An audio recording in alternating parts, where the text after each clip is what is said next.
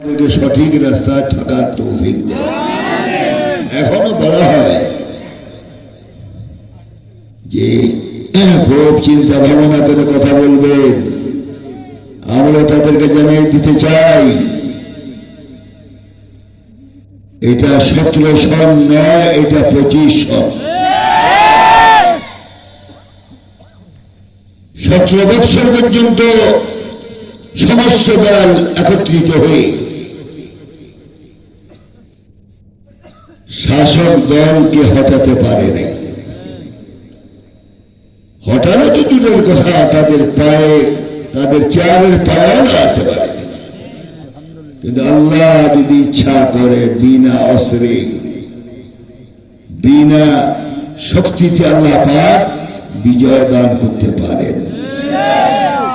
আমরা তখন জনসাধারণের মুখে শুনতাম শাসক দলের সাথে আল্লাহ পারে না। নাউজুবিল্লাহ বলবেন না?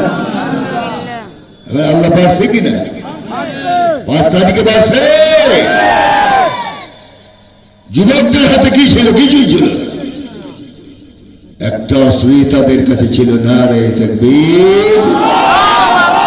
উচ্চস্বরে বলতে হবে নারে তাকবীর।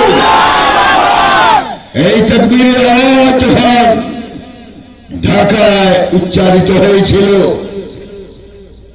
গোটা ঢাকা থরথর করে কাঁপতেছিল। সেনাবাহিনী প্রধান ম্যাডামকে বললেন আজরাইল আসতেছে, তাড়াতাড়ি আপনি। কিন্তু উনি